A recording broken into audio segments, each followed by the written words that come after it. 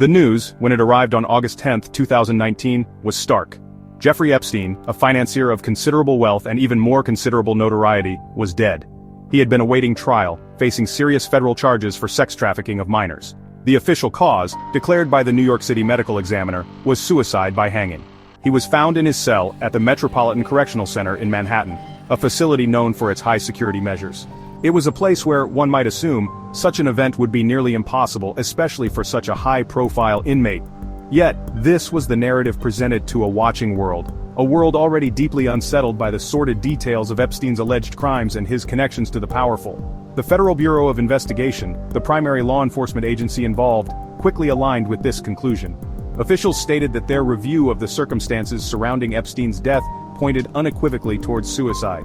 There was, they asserted, no evidence of foul play, no indication of any external hand guiding the tragic outcome. This assertion was meant to bring closure, to draw a line under a grim chapter. However, for many, it felt less like an ending and more like the beginning of a new, more perplexing mystery. The sheer profile of the man, combined with the nature of his alleged crimes and the identities of those he associated with, made a simple suicide a difficult pill for many to swallow. The very fact that Epstein had been, just weeks prior, taken off suicide watch only to be found dead under these circumstances raised immediate red flags. Reports emerged of malfunctioning cameras, of guards sleeping on duty, of protocols inexplicably breached. These weren't minor administrative errors, they were lapses that seemed almost tailor-made to allow for an event that many found convenient, if not orchestrated. The official story, therefore, landed not on fertile ground of acceptance, but on a landscape already tilled with suspicion and mistrust. It was a pronouncement that, rather than quelling speculation, seemed to ignite it, fanning the flames of doubt that would soon grow into a raging inferno of alternative theories. This official stance, however, would be reiterated firmly. Years later, in May 2025, figures like FBI Director Kash Patel and former Deputy Director Dan Bongino would publicly state they had reviewed the entire case file. Their conclusion remained unchanged: Epstein killed himself. Bongino, known for his outspoken conservative commentary, was particularly blunt, stating on Fox News, "Epstein killed himself. I've seen the whole file." This unwavering conviction from individuals with access to classified information aimed to silence the persistent whispers, but the echoes of doubt, once unleashed, proved remarkably resilient and difficult to dispel entirely from the public consciousness. One of the most persistent and vocal challengers of the official narrative has been Jeffrey Epstein's own brother, Mark Epstein. His skepticism is not born of abstract theorizing, but from a familial connection and a deep-seated conviction that the facts, as presented, simply do not add up. Mark has publicly and forcefully refuted the suicide ruling, often expressing his views with a raw frustration. He has been particularly critical of officials like FBI Director Kash Patel, whom he accused of speaking without full knowledge, stating Patel had no idea what the FK he's talking about. This wasn't just polite disagreement, it was a direct and angry accusation of incompetence or perhaps deliberate obfuscation from a grieving family member. Mark Epstein's arguments often center on the practical impossibilities he perceives within the official account. He points to the supposedly stringent security at the Metropolitan Detention Center. 6 levels of security, 11 to 12 inmates on the tier, he would recount, questioning how, in such a controlled environment, his brother could have found the means and opportunity to end his own life undetected. These weren't the ramblings of a conspiracy theorist detached from reality, they were specific, pointed questions about operational failures that, to him, suggested something far more sinister than mere negligence. He painted a picture of a system so secure that suicide should have been an aberration, not an inevitability. His quest for answers has been relentless. Mark Epstein has hired his own forensic experts, sought independent investigations, and consistently spoken to the media, ensuring that his brother's death does not simply fade into a closed case file. He highlights inconsistencies, such as the nature of the injuries his brother sustained, which some pathologists he consulted found more consistent with homicidal strangulation than suicidal hanging. This pursuit is not just about clearing a family name, but about uncovering what he believes to be a profound injustice and a cover-up of immense proportions, a betrayal, not just of his brother, but of the public trust in the justice system itself. The brother's perspective adds a uniquely personal and poignant dimension to the swirl of theories. It's one thing for distant commentators to speculate, it's quite another for a close relative to dedicate themselves to challenging the state's version of events. Mark Epstein's unwavering stance serves as a constant reminder that for those closest to the deceased, the official story is not just unsatisfactory, but actively unbelievable. His persistence ensures that the questions surrounding Jeffrey Epstein's final hours remain sharply in focus, a thorn in the side of authorities who would prefer the matter be laid to rest as a straightforward, albeit tragic, suicide. Beyond the immediate family, the voices of Jeffrey Epstein's survivors resonate with a powerful call for truth. A truth they feel has been deliberately obscured by the circumstances of his death. Teresa Helm, herself an Epstein survivor and now a survivor services coordinator at the National Center on Sexual Exploitation, has been a prominent advocate for full disclosure. She has publicly demanded that the administration, specifically referencing the Trump administration's period of oversight, release all case files related to Epstein. Her demand is not rooted in a desire for vengeance but in a profound need for transparency, for the full story to be laid bare for those who suffered most directly. Helm's critique often centers on what she perceives as an ongoing cover-up. The sudden death of Epstein, the man at the center of a vast web of abuse, effectively silenced his testimony, preventing a full accounting in a court of law. For survivors, this was not just the death of an abuser, but the potential death of justice itself. The lack of transparency surrounding his demise only compounds this sense of being cheated out of a resolution. Helm emphasizes that the truth is crucial, not only for the healing of individual survivors, but also for the public's understanding of how such extensive abuse networks can operate, often with impunity, for so long. The call for transparency extends beyond just the circumstances of Epstein's death. It encompasses the entirety of his operations, his network of associates, and the full extent of his crimes. Survivors like Helm argue that without a complete picture, the system that enabled Epstein remains intact, capable of producing future predators and further victims. The plea is for a systemic reckoning, one that cannot occur if crucial information remains locked away in sealed files or redacted reports. The release of these files, they believe, could finally shed light on the powerful individuals who may have facilitated, participated in, or benefited from Epstein's criminal enterprise, bringing a measure of accountability that his death otherwise denied. This demand for truth is a heavy burden for survivors to carry, adding another layer to their already arduous journey towards healing. Yet, their courage in speaking out, in demanding answers from powerful institutions, underscores the profound human cost of the Epstein saga. Teresa Helm's advocacy serves as a potent reminder that behind the headlines and conspiracy theories are real people whose lives were irrevocably damaged.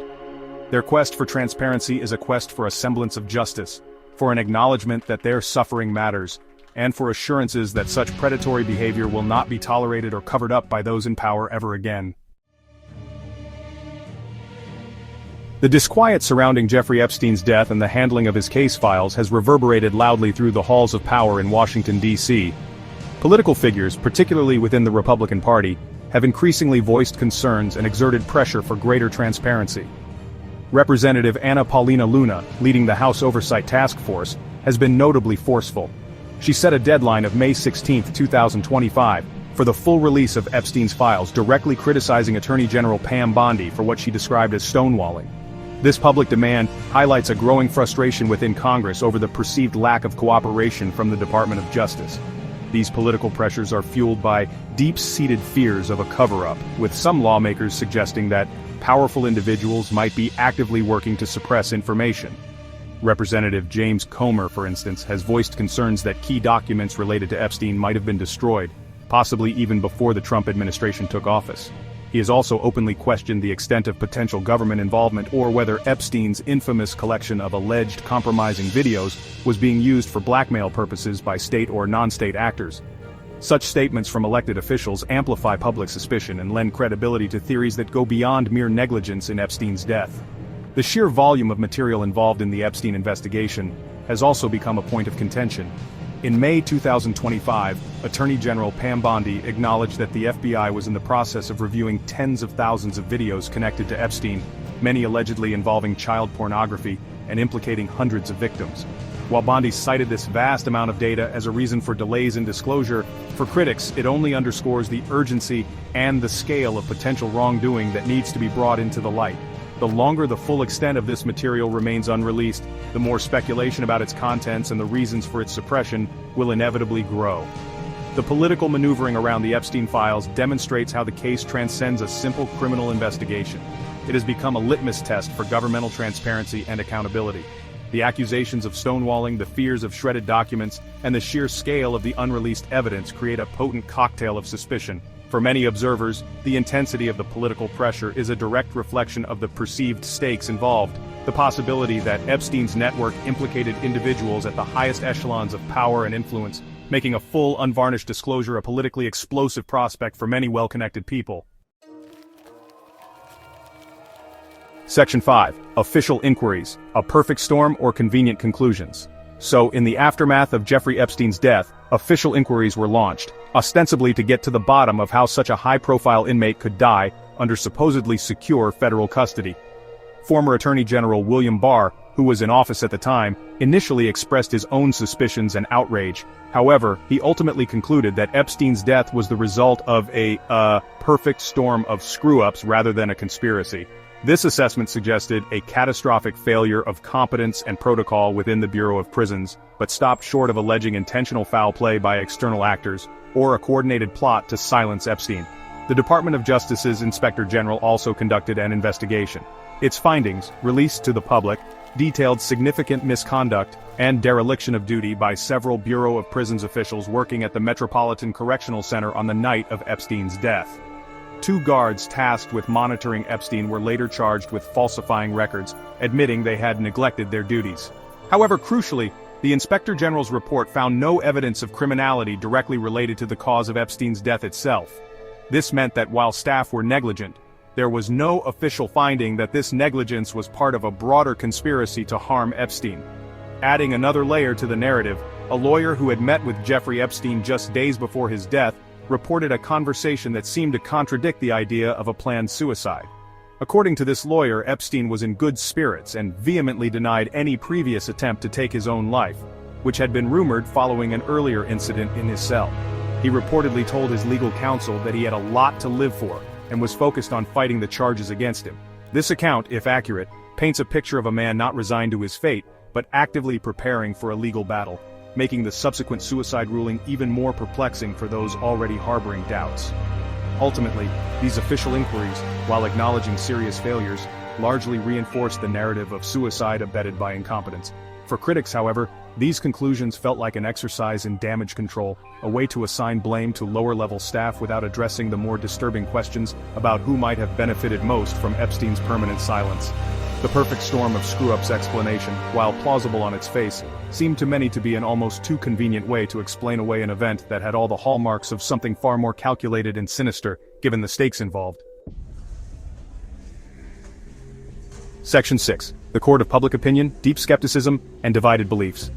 While official bodies concluded their investigations, the Court of Public Opinion remained deeply divided and highly skeptical. A revealing survey conducted in 2019, shortly after Epstein's death, painted a stark picture of this national uncertainty. According to the poll, only about 37% of Americans believed that Jeffrey Epstein had actually committed suicide, the official cause of death. This figure, just over a third of the population, indicated a significant lack of faith in the narrative promulgated by authorities. It suggested that the pronouncements from the medical examiner, the FBI, and the Department of Justice had failed to convince a substantial portion of the citizenry.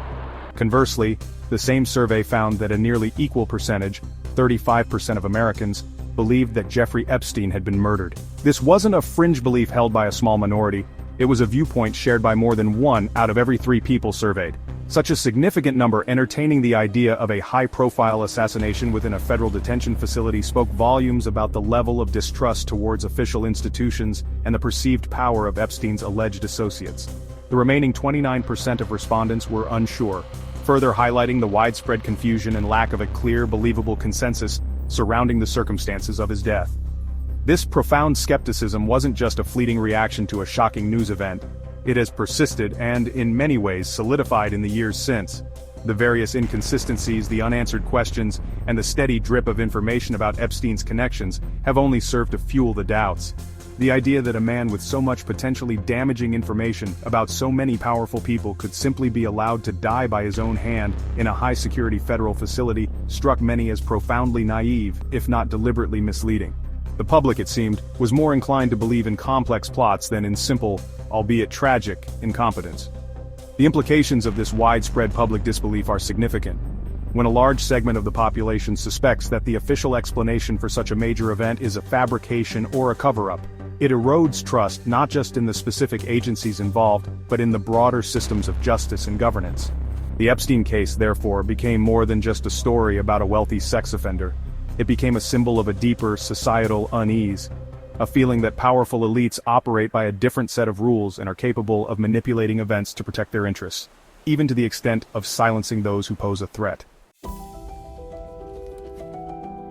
Section 7. From newsprint to punchlines: Epstein's death in pop culture. The pervasive doubt surrounding Jeffrey Epstein's demise quickly transcended the realm of news reports and serious discussion, embedding itself firmly within popular culture.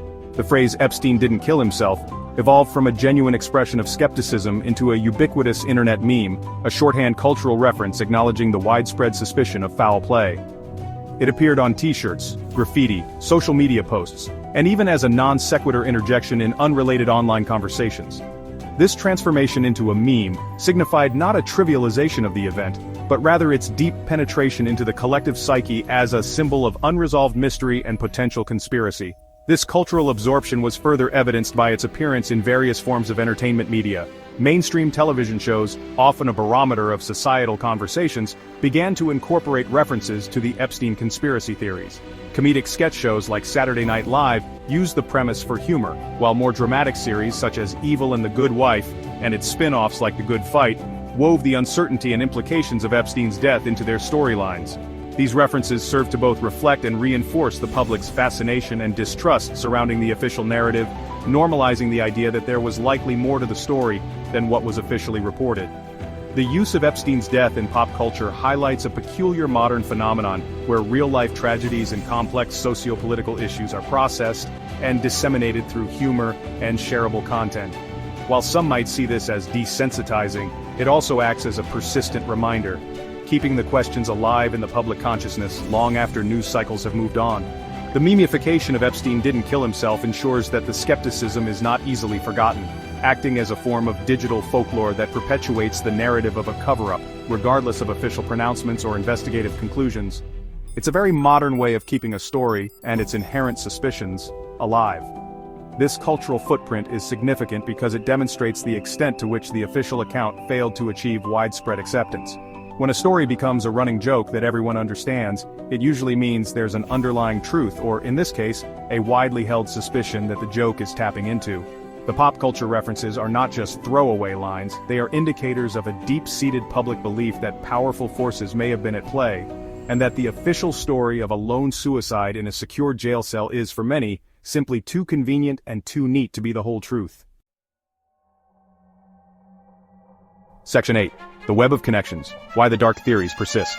The enduring nature of the conspiracy theories surrounding Jeffrey Epstein's death is inextricably linked to the opaque and disturbing web of connections he cultivated throughout his life.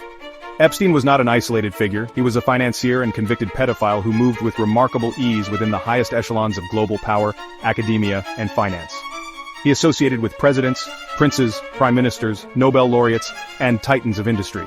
This very network, which once afforded him a degree of impunity, became, after his arrest and death, the primary fuel for speculation that his demise was not self-inflicted, but orchestrated by those who feared exposure.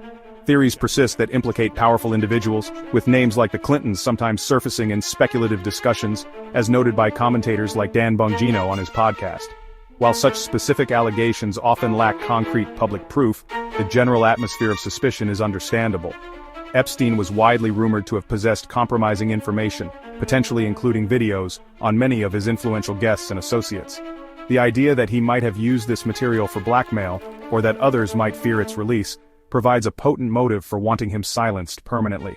His death conveniently removed the possibility of him testifying and potentially implicating others in open court. The sheer number of prominent people linked to Epstein, even tangentially, created a vast pool of potential suspects in the eyes of those inclined towards conspiracy. Every photograph of him with a famous individual, every flight log from his private jet listing notable passengers, became a piece of circumstantial evidence for armchair detectives. This isn't to say that all such connections imply guilt or involvement in a plot, but in the vacuum of a fully trusted official narrative, speculation naturally fills the void.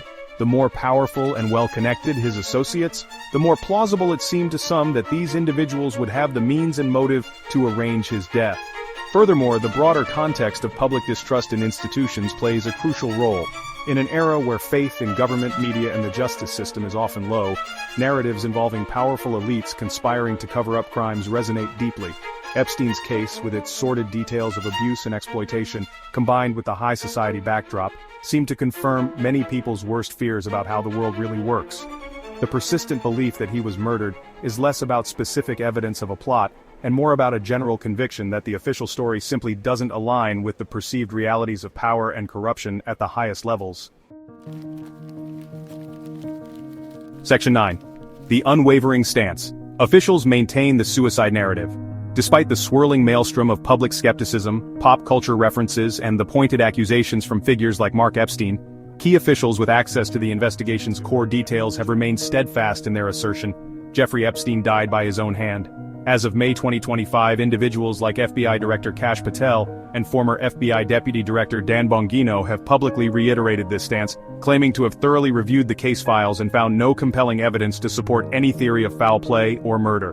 Their pronouncements are delivered with an air of finality, an attempt to draw a definitive line under the persistent speculation. Bongino, in particular, has been vocal in his attempts to dispel what he views as unfounded conspiracy theories. Having seen the whole file, he stated, "The there you're looking for is not there." This message, coming from someone who often aligns with conservative viewpoints critical of government overreach, carries a certain weight.